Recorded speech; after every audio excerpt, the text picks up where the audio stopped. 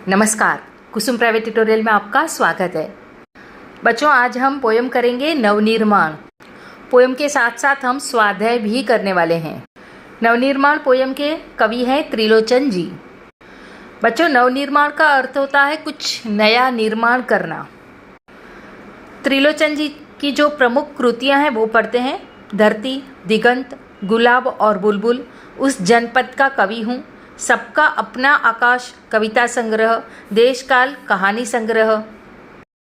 विद्या परिचय पढ़ते हैं।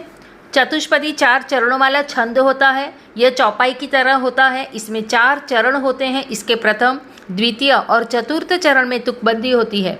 भाव और विचार की दृष्टि से प्रत्येक चतुष्पदी अपने आप में पूर्ण होती है। आगे पाठ परिचय देखते हैं। प्रस्तुत चतुष्पदियों में कवि का आशावाद दृष्टिगोचर होता है। वर्तमान समय में सामान्य मनुष्य के लिए संघर्ष करना अनिवार्य हो गया है। कवि मनुष्य को संघर्ष करने और अंधेरा दूर करने की प्रेरणा देते हैं। जीवन में व्याप्त अन्याय, अत्याचार, विषमता और निर्बलता पर विजय पाने के लिए कवि बल और साहस एकत्रित करने का आह्वान करते हैं। न्याय के लिए बल का प्रयोग करना समाज के उत्थान के लिए श्रेयस्कर होता है। इस सत्य से भी कवि अवगत कराते हैं। कवि का मानना है कि समाज में समानता, स्वतंत्रता तथा मानवता को स्थापित करना हमारे जीवन का उद्देश्य होना चाहिए। बच्चों, आपने देखा इस प्रस्तावना में क्या कहना चाहते हैं कवि। कवि कहते हैं कि वर्तमान समय में जो हमें संघर्ष करना बहुत ज़रूरी है। संघर्ष से हमें दूर नहीं हटना चाहिए और जीवन में जो भी अन्याय है, अत्याचार होते हैं, जो विषमताएं हैं, जो निर्बलता है, उसे हमें विजय पाना चाहिए। और जो हमें बल मिला है उस बल का हमें उपयोग कहाँ करना चाहिए? न्याय के लिए करना चाहिए, तो ही हमारा समाज आगे बढ़ सकता है। तो इस तरह से इन्होंने ये सारी बातें हमें कविता में बताई है। पढ़ते हैं कविता की पंक्तियाँ। तुमने विश्वास दिया है मुझको, मन का उच्छ्वास दिया है मुझको, मैं इसे भूमि पर संभालूंगा। तुमने आकाश दिया है मुझको। विश्वास का अर्थ होता है ट्रस्ट, और उच्छ्वास का यहाँ पर अर्थ है प्रोत्साहन। तो कवि हमें कहना चाहते हैं कि मनुष्य के जीवन के अंदर 2 चीज़ें जो होती है बहुत महत्वपूर्ण होती है। कौन सी? तो एक तो किसी का विश्वास प्राप्त कर लेना और किसी से प्रोत्साहन पाना। ये हमारे जीवन के लिए बहुत बड़ी उपलब्धियाँ होती है अगर हम ऐसा कर लेते हैं तो। मैं इसे भूमि पर संभालूंगा, तुमने आकाश दिया है मुझको। तो इस पंक्तियों के द्वारा कवि हमें कहना चाहते हैं कि तुमने मुझे आकाश दिया है, अर्थात मैंने बहुत आगे प्रगति कर ली है, मैंने बुलंदियों को छू लिया है, मैं बहुत बड़ा आदमी बन गया हूँ, या जीवन में मैंने बहुत सारी सफलता पा ली है, फिर भी मैं भूमि पर संभालूंगा। भूमि पर संभालूं का अर्थ क्या होता है कि मुझे जो भी मिला है उससे मुझे कभी भी अभिमान नहीं आएगा, मुझे मेरी मर्यादा पता होगी, मैं कभी भी धरती से जुड़कर रहूँगा, अर्थात मुझे कभी जीवन में अभिमान नहीं आएगा, कभी मुझे आडंबर नहीं आएगा। ठीक है, ये जो 2 बातें बताई है, विश्वास और प्रोत्साहन, तो इन दोनों बातों की वजह से मनुष्य बड़े बड़े काम भी कर लेता है। आगे पंक्तियाँ पढ़ते हैं। सूत्र यह तोड़ नहीं सकते हैं, तोड़कर जोड़ नहीं सकते हैं। देखो बच्चों, यहाँ पर कहना चाहते हैं कि सूत्र यह तोड़ नहीं सकते हैं। तो कौन सा सूत्र तोड़ नहीं सकते हैं?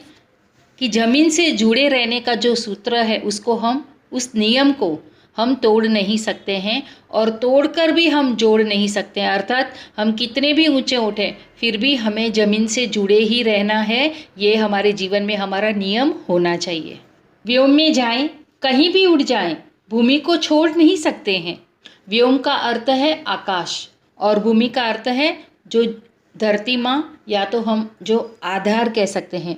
तो कवि यही बात कहना चाहते हैं कि हम कितने भी ऊंचे उड़ें, चाहे हम आकाश को छू लें, हम कहीं पर भी उड़ जाएं, फिर भी हमारे जीवन में ये नियम होना चाहिए, हमारे जीवन में ये एक सूत्र होना चाहिए कि हमें भूमि को कभी छोड़ना नहीं है। जो हमारा आधार है उस आधार को हमें छोड़ना नहीं है। आगे पढ़ते हैं। सत्य है राह में अंधेरा है, रोक देने के लिए घेरा है, काम भी और तुम करोगे क्या, बढ़ चलो सामने अंधेरा है। देखो बच्चे, यहाँ पर अंधेरा का अर्थ हमें कवि ने दिया है संघर्ष, और घेरा है तो किसने घेरा है? संघर्षों ने हमें घेरा है। संघर्ष हम करते रहेंगे तो हमें कौन रोक पाएगा। अगर हमें प्रगति के पंथ पर आगे जाना है तो हमें कोई घेर नहीं सकता है। हमें संघर्ष से रास्ता कैसे निकालना है वो हमें आता है, इसके लिए हमें कोई भी रोकने वाला नहीं है। हम प्रगति के पथ पर आगे जा सकते हैं। काम भी और तुम करोगे क्या? अगर तुम संघर्ष नहीं करोगे तो जीवन में तुम क्या काम करोगे? बढ़ चलो, मतलब संघर्ष हो चाहे जीवन में या ना हो, आगे बढ़ते ही रहना है। जब तक हमें सफलता प्राप्त नहीं होती है तब तक हमें कितने भी रास्ते में तकलीफ़ें आए फिर भी उसको हमें मात करते हुए आगे बढ़ना ही है। आगे कहते हैं, बल नहीं होता सताने के लिए, वह है पीड़ित को बचाने के लिए। बल मिला है तो बल बनो सबके, उठ पड़ो न्याय दिलाने के लिए। देखो बच्चों, कवि यहाँ पर हमें कहना चाहते हैं कि जो बल हमें मिला है ईश्वर से, जो हमें शक्ति मिली है, उस शक्ति को हमें किसके लिए यूज़ करना है? तो किसी को सताने के लिए हमें उसका उपयोग नहीं करना है। तो किसके लिए उपयोग करना है? जो पीड़ित है, जो दीन है, जो दुखी हैं, उनको बचाने के लिए हमारी शक्ति का उपयोग करना है। आगे कहते हैं, बल मिला है तो बल बनो सबके। जिन पर अन्याय हो रहा है तो उनको न्याय दिलाने के लिए हमें क्या करना है? हमारे बल का उपयोग करना है, तो ही हमारी जीवन की सार्थकता होगी। तो इस तरह से बच्चों, हमें जो पीड़ित हैं उनको बचाने के लिए और जो सताए हुए हैं, जो लोग हैं, उनको न्याय दिलाने के लिए हमें बल का उपयोग करना होगा। जिसको मंजिल का पता रहता है, पथ के संकट को वही सहता है। एक दिन सिद्ध के शिखर पर बैठ अपना इतिहास वही कहता है। तो कवि ने बहुत बड़ी बात बताई है, जिसको मंजिल का पता रहता है, मतलब जिसने अपने जीवन में एक गोल बनाया है कि मुझे आगे जीवन में क्या करना है, तो उस गोल के लिए जीवन में कुछ करना है, कुछ मंजिल को पाना है, तभी जीवन में हमें कितने भी सारे संकट क्यों ना आए, उस रास्ते पर हमें कितने सारे मुश्किलें क्यों ना आए, फिर भी एक दिन वो क्या करता है? उस सिद्धि के शिखर पर बैठ जाता है, अर्थात वो सफलता पा ही लेता है और सफलता के जो शिखर होते हैं वहाँ तक वो पहुँच जाता है और अपना एक इतिहास बना लेता है और उससे लोग प्रेरणा लेते रहते हैं। ठीक है, आगे पढ़ते हैं।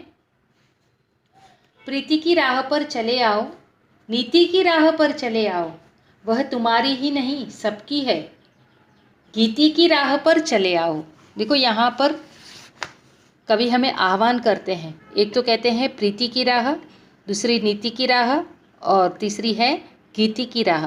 अभी प्रीति की राह का अर्थ होता है सबके साथ प्यार और मोहब्बत से रहना, सबके साथ अच्छा व्यवहार रखना, अपनापन होना चाहिए सबके साथ। और दूसरा नीति की राह पर चलना, अर्थात सच्चाई के मार्ग पर हमें चलना चाहिए। और कहते हैं कि गीति की राह पर हंसते गाते हमारा जीवन निकलना चाहिए। तो सबके लिए ये तीनों बातें कवि ने यहाँ पर बताई हुई है। साथ निकलेंगे आज नर नारी, लेंगे कांटों का ताज नर नारी, दोनों संगी हैं और सहचर हैं, अब रचेंगे समाज नर नारी। देखो बच्चे, यहाँ पर संगी का अर्थ है मित्र और सहचर का अर्थ भी होता है मित्र, और रचेंगे अर्थात निर्माण करेंगे। तो नए समाज का निर्माण नर नारी कैसे कर सकते हैं? तो जब वो साथ में निकलेंगे, मतलब कोई भी काम जब साथ में करेंगे, लेंगे कांटों का ताज नर नारी, तब जीवन में अगर कोई भी संघर्ष आएगा तो उन संघर्ष का वो दोनों साथ में मिलकर कंधे से कंधा मिलाकर दोनों काम करेंगे और इस तरह से वो नए समाज की रचना करेंगे।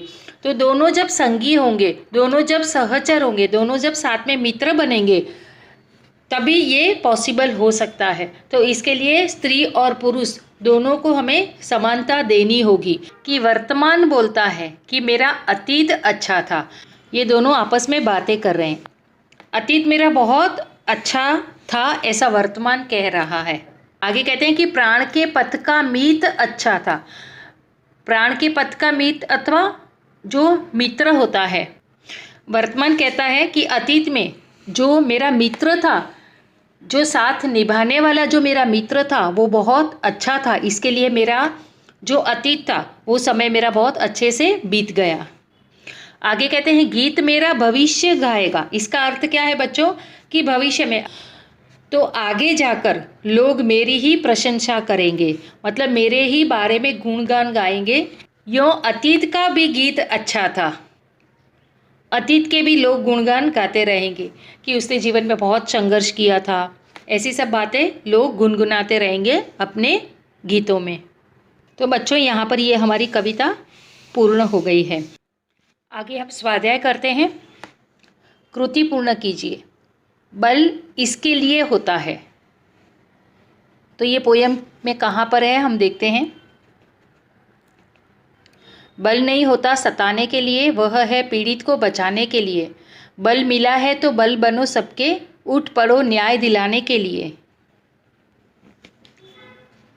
आंसर क्या लिखेंगे इसमें कि पीड़ित को बचाने के लिए, और दूसरा सताए हुए को न्याय दिलाने के लिए। जिसे मंजिल का पता रहता है, तो किसे मंजिल का पता रहता है।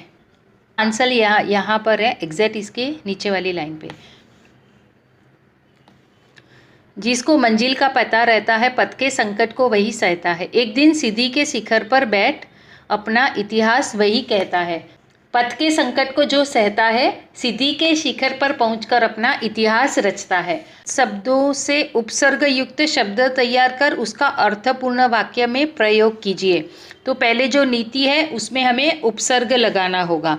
तो नीति में हम अ उपसर्ग लगा देंगे तो वो हो जाएगा अनीति। तो उसका हम वाक्य लिखेंगे। हमें कभी भी अनीति के मार्ग पर नहीं चलना चाहिए। और सेकंड है बल, आप निर्बल भी लगा सकते हो। निर्बल का वाक्य ऐसे भी बन सकता है कि निर्बल को सताना नहीं चाहिए। का क्वेश्चन करते हैं। धरती से जुड़ा रहकर ही मनुष्य अपने लक्ष्य को प्राप्त कर सकता है। इस विषय पर अपना मत प्रकट कीजिए। तो हम देखते हैं उसका उत्तर। बच्चों, आंसर हम पढ़ते हैं। यह सही बात है कि मनुष्य को अपने लक्ष्य प्राप्त करना है तो धरती से जुड़ा रहना होगा। धरती से जुड़ने का अर्थ है गमन नहीं करना, और लक्ष्य का अर्थ है अपने उद्देश्य को पाना। अपने लक्ष्य को हासिल करने के लिए हमें आकाश पाताल एक कर देना चाहिए। तन मन से अपने लक्ष्य की प्राप्ति करनी चाहिए। यह सब तभी संभव होता है जब हम धरती से जुड़े रहते हैं। लक्ष्य प्राप्त करने के लिए सकारात्मक सोच, इच्छा और कोशिश। मनुष्य अपनी इच्छा शक्ति के बल पर कुछ हासिल कर सकता है। महात्मा गांधी जी ने अपनी इच्छा शक्ति के बल पर ही देश को स्वतंत्र कराया। इस तरह से जीवन में हम कितनी भी सफलता हासिल क्यों न कर ले, हमें अभिमान नहीं करना चाहिए। हमारे पैर हमेशा जमीन पर ही रहने चाहिए। इसे कहते हैं धरती से जुड़कर अपने लक्ष्य को प्राप्त करना। तो बच्चों, मैंने मेरे तरीके से आंसर लिखा है। आप अपने तरीके से भी आंसर लिख सकते हैं, और इसमें कुछ ऐड करना है तो वो भी कर सकते हैं। ठीक है बच्चों, मैंने और भी वीडियो अपलोड किए हुए हैं। आप प्लेलिस्ट में जाओगे तो आपको सारे वीडियो वहाँ पर मिल जाएंगे। और जो दूसरा हमारा क्वेश्चन है वो है समाज का नवनिर्माण और विकास नर नारी के सहयोग से ही संभव है। इस पर अपने विचार लिखिए। समाज का नवनिर्माण और विकास नर नारी के सहयोग से ही संभव है। इस कथन से मैं पूरी तरह से सहमत हूँ। नर नारी समाज का अहम हिस्सा है। दोनों एक दूसरे के साथ चलेंगे तो सामाजिक बुराइयों को दूर करेंगे, जैसे असमानता, विषमता, अन्याय, अत्याचार, निर्बलता आदि। एक दूसरे के कंधे से कंधा मिलाकर काम करेंगे तभी तो समस्याओं का, संकटों का और कठिनाइयों को झेल कर नव निर्माण करेंगे। प्रतिकूल परिस्थितियों को अनुकूल बनाकर विकास की गति को आगे बढ़ा सकते हैं। एक दूसरे के सहयोगी, सहचर और मित्र बनकर समाज को नई राह दिखा सकते हैं। तो बच्चों, यहाँ पर मैंने मेरे तरीके से आंसर लिखा है। आप अपने तरीके से भी आंसर लिख सकते हैं, चाहे तो आप उसमें ऐड भी कर सकते हैं। बच्चों, आगे का क्वेश्चन देखते हैं। साहित्य संबंधी सामान्य ज्ञान। इसका फर्स्ट है चतुष्पदी के लक्षण लिखिए। बच्चों, ये हमें एग्ज़ाम में पूछा जाता है तो ध्यान से हमें पढ़ना होगा इसे।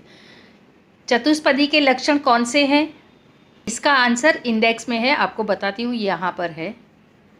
जो विद्या परिचय दिया है यहाँ से पूरा हमें लिखना है। चतुष्पदी 4 चरणों वाला छंद होता है, वहाँ से लेकर अपने आप में पूर्ण होती है, यहाँ तक पूरा आपको लिखना है। ये जब मैंने वीडियो स्टार्ट करा है तभी प्रस्तावना जो पढ़ी है इसमें ये वाला है, तो आप वहाँ से ले सकते हैं। ठीक है। और सेकंड क्वेश्चन है त्रिलोचन जी के 2 काव्य संग्रहों के नाम लिखो। तो हमें सिर्फ 2 काव्य संग्रह के ही नाम लिखने हैं। इसका आंसर कहाँ पर है? इसका यहाँ पर इसका आंसर है प्रमुख कृतियाँ। तो यहाँ पर दिया है धरती, दिगंत, गुलाब और बुलबुल, उस जनपद का कवि हूँ, सबका अपना आकाश।